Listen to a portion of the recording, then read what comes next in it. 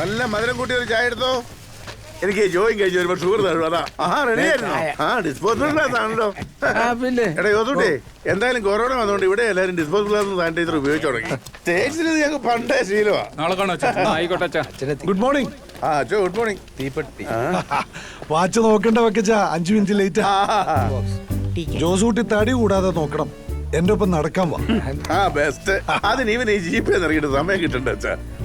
എടാ പക്ഷേ ഈ ബാൻഡ് സെറ്റുകാരിപ്പോ കാണാനില്ലല്ലോ. ഇപ്പൊ അവന്മാര് പ്രാക്ടീസ് ഒന്നുമില്ലേ? അവന്മാർക്ക് പെയിന്റിംഗ് പണി കഴിഞ്ഞ് സമയം ഉണ്ടെങ്കിലല്ലേ റിഹേഴ്സൽ ചെയ്യാൻ പറ്റുള്ളൂ. ഇപ്പൊ സീസൺ അല്ലേ? ഈ പ്രാക്ടീസിന് സീസൺ? അയ്യോ പ്രാക്ടീസ് അല്ല, ഈ പെയിന്റിങ്ങിന് കാലാവസ്ഥ അനുസരിച്ച് ഞാൻ ടിവിയിൽ കാണാറുണ്ട് പരസ്യത്തില്.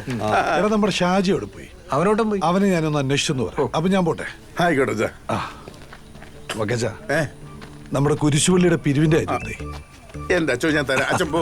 അത് മതി. ഈ സോണിയച്ചിനെ കുറിച്ച് ആൾക്കാർ പറഞ്ഞു ശരിയാ. ആദ്യം ചിരിക്കും പിന്നെ പിരിക്കും. കൊടംപുളി ഉണ്ടോടാ?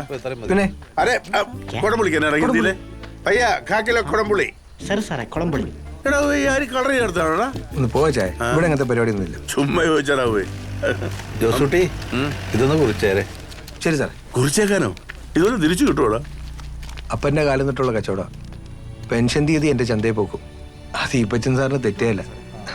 എന്റെ ഓർമ്മയില് ഈ ജംഗ്ഷനിലെ ആദ്യത്തെ പലർക്കിടെ കൊച്ചേക്കോച്ചന്റെ ഈ കട. പക്ഷെ ഒരു കുഴപ്പമുള്ളൂ, തുടങ്ങിയെടുത്ത് തന്നെ നിൽക്കുക.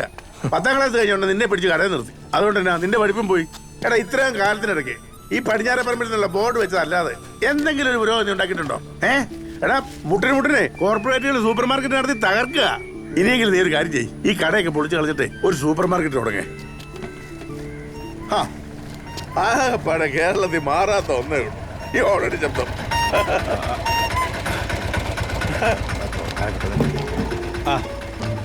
സാറേ നല്ല നെയ്മീൻ കൊണ്ടുവന്നിട്ടുണ്ട്. പച്ചയാണോടാ? പടക്കുന്ന കണ്ടില്ലേ? കഴിഞ്ഞ ആഴ്ച പിടിച്ചപ്പോഴായിരിക്കും. ഇത് വലുതാണല്ലോ. ഒന്ന് നോക്കിയേ. എത്രയുണ്ട്? 6200 ഉള്ളൂ. ഒരു കാര്യം ചെയ്യ്, തലകൂട്ടി പകുതി കെട്ടിയതേ വീട്ടിൽ കൊടുത്തേ കേട്ടോ.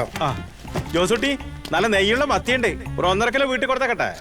മുട്ടയുള്ളതാണോ? പിന്നല്ലാതെ. പിള്ളേർക്ക് മത്തിയ ഇഷ്ടം. വറുത്തു കൊടുത്ത ചോറുണ്ടോ? മത്തി ബെസ്റ്റ് അല്ലേ? ഒമേഗ 3 അത് full of antioxidant. Saturday ബേസിന് സ്റ്റേറ്റ്സിൽ എന്ത് ഡിമാൻഡ് എന്നറിയോ? ഒരു ചെറിയ ടിന്നിന് $10 $5. ഇവിടെ ഇപ്പൊ 250 രൂപയ്ക്ക് 2 കിലോ മത്തി. ലാഭമല്ലേ?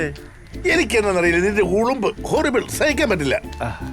സുമാരാ വീട്ടിൽ കൊടുത്തേക്കണം. ഭയ്യാ കൊടംപുളി. ഇതുപോലെ വേസ്റ്റ് വല്ലതും ഇവിടെ. എടാ ഇവിടെ വേസ്റ്റ് വല്ലതും വെക്കാൻ മതി. അതൊക്കെ സ്റ്റേറ്റ്സിലെ വേസ്റ്റ് മാനേജ്മെന്റ്. നാളെ കാണാ. ഇപ്പൊ ഇടിച്ചതല്ലോടാ.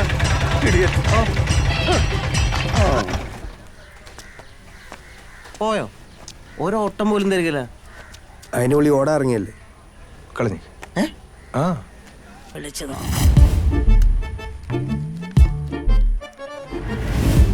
ഞാൻ ഗേറ്റിന് വെളിയിലുണ്ട്. ചേട്ടത്തി പാസ്വേഡ് ഇപ്പൊ തുറക്കാതെ.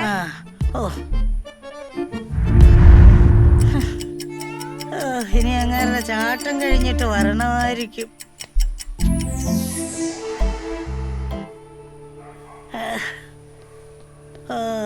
ഓടിക്കതച്ച് വരുന്നുണ്ട്. ഈ ഗേറ്റ് എന്തെങ്കിലും ഒന്ന് തുറന്നിടുവോ ഈ മനുഷ്യൻ? വേറെ ഒരു വീട്ടിലും ഇങ്ങനത്തെ ഗേറ്റ് ഞാൻ കണ്ടിട്ടില്ല. അവളെ വിളിക്കാൻ കൊച്ചിനെ ഞാൻ വിളിച്ചായിരുന്നു.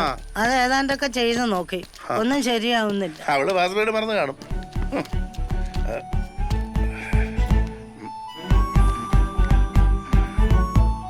ദൈവമേ,